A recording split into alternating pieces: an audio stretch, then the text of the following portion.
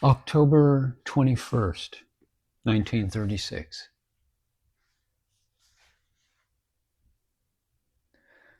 The aristocratic lady has come again after a few days, and she went straight to Bhagavan, saluted him, and said, "I came last time with my husband and children. I was thinking of their food and time was pressing, so I could not stay here as long as I would have wished. But later I was worried over the hurried nature of the visit. I have returned now to sit quietly and imbibe Sri Bhagavan's grace. May he give me strength of mind." The hall was already clear of people, and she sat on a crude carpet in front of Sri Bhagavan. The master said smilingly, "Yes, silence is perpetual speaking. Ordinary speech hinders that heart-to-heart talk." She agreed and sat quietly. Sri Bhagavan was sitting reclining on the sofa, and his eyes were fixed in her direction with a gracious smile on his lips. Both remained silent and motionless for about an hour. Prasad was distributed, and the lady said, "Now I want to return. The river between Bangalore and this place is in floods. On my way here, a bus was overturned in the floods. My car came later, and I saw the sad accident. Still, I was not afraid to ford the river, and my car came out safely. I would like to return during the daytime. This time I shall not say it is the last time I will come, as I did on former occasions, for I do not know, but it may be so. Yet Maharshi should give me strength of mind, for I long for bhakti. I want more of this longing. Even if realization does not come, it matters not to me. Let me be strong in my longing."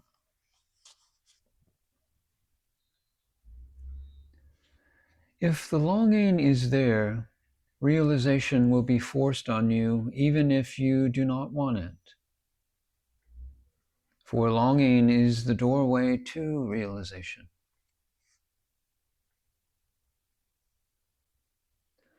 Let it be so, but I am content with longing. Even when I am away from this place, I must not relax in my devotion. May Sri Bhagavan give me the necessary strength. Such longing can only be through his grace, as I am personally too weak. When I was here on a previous occasion, I asked several questions, but I could not follow Sri Bhagavan's answers. I thought I would not ask any more questions, but only sit quietly in his presence, imbibing grace which might be extended to me. So I do not pursue Maharshi with more questions this time. Only let me have his grace. Your repeated visits to this place indicate the extension of grace. The lady was surprised and said, "Well, I was going to ask Maharshi if he called me, for all of a sudden my husband told me this morning, 'There are 2 days free. If you want to visit Maharshi, you can.'" I was very agreeably surprised and pleased. I took it to be a call from Maharshi. She also expressed a desire to reside near Maharshi and ask for his blessings. The master said, "A higher power is leading you. Be led by the same. But I am not aware of it. Please make me aware of it." The higher power knows what to do and how to do it. Trust it.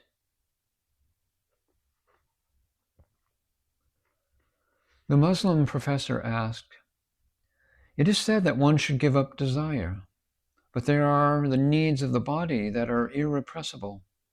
What is to be done?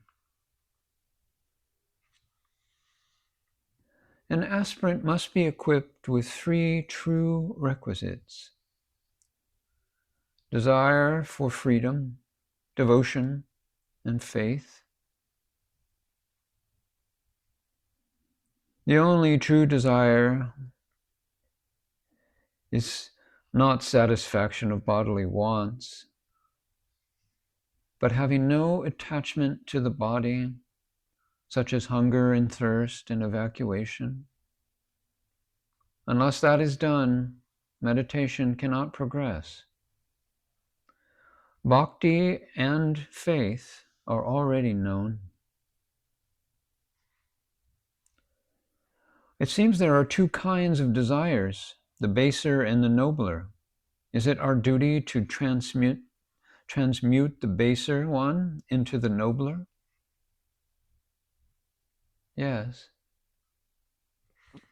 Well, Bhagavan, you said there are 3 requisites, of which desire is the satisfaction of natural wants without attachment to the body. I take food 3 or 4 times a day and attend to bodily wants so much so that I am oppressed by the body.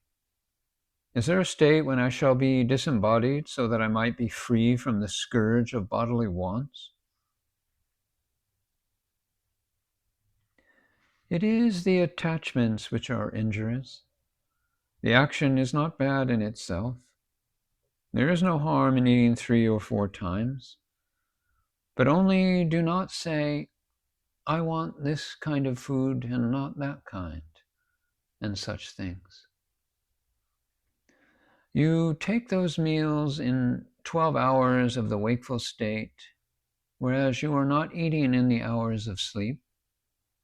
Does sleep lead you to liberation?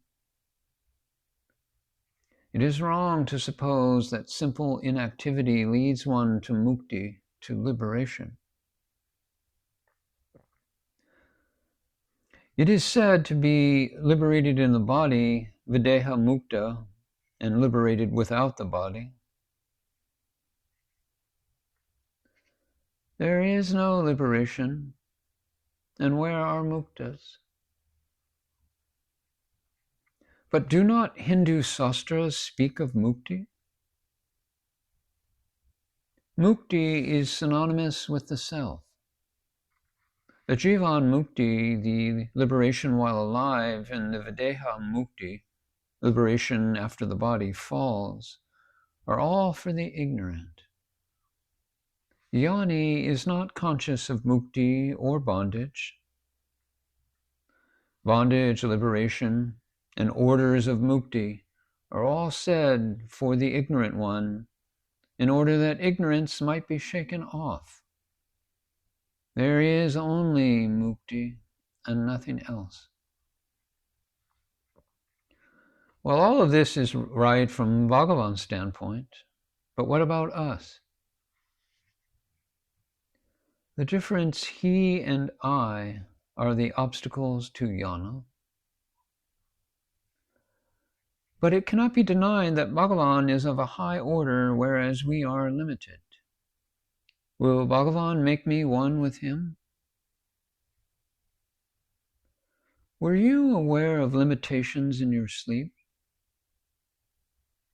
I cannot bring down the state of my sleep in the present state and speak of it. You need not.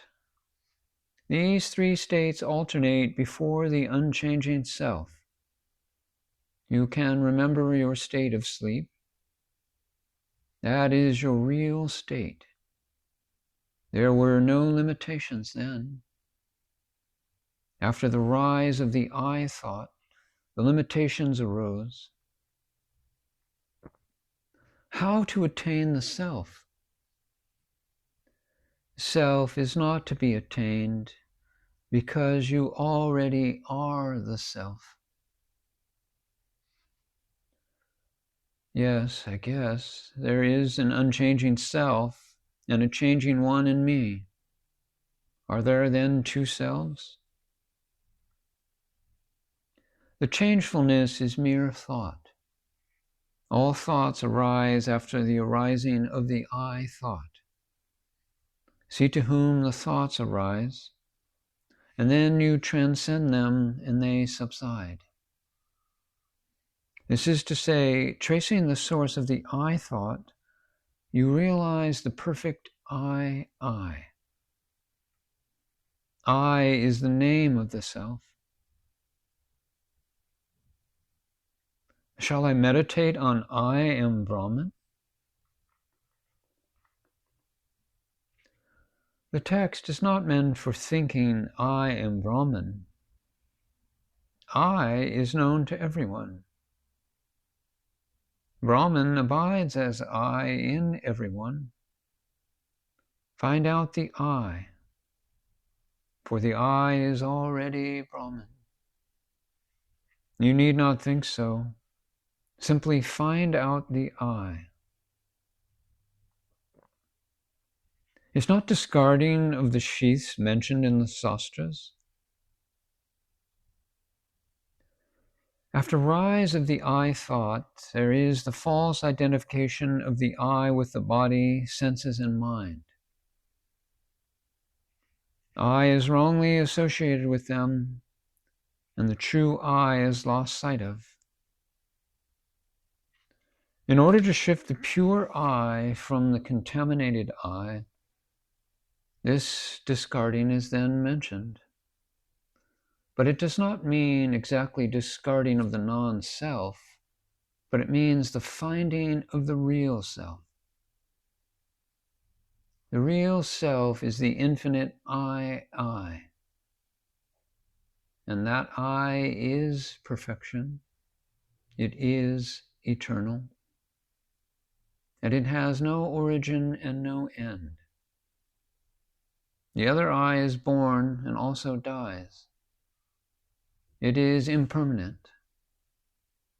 See to whom are the changing thoughts. They will be found to arise after the I thought. Hold the I thought, and they subside. Trace back the source of the I thought, and the self alone will remain. But it is difficult to follow. I understand the theory, but what is the practice? The other methods are meant for those who cannot take to the investigation of the self. Even to repeat, I am Brahman, or think of it, a doer is necessary. Who is it? It is I. Be that I. It is the direct method. The other methods also will ultimately lead everyone to this method of investigation of the self. Well, I am aware of the I, that my troubles are not over. This I thought is not pure. It is contaminated by association with the body and senses. See to whom the trouble is. It is to the I thought. So hold it, and then the other thoughts vanish. Yes, but how to do it? That is the whole trouble. Think I, and hold to that one thought to the exclusion of all others.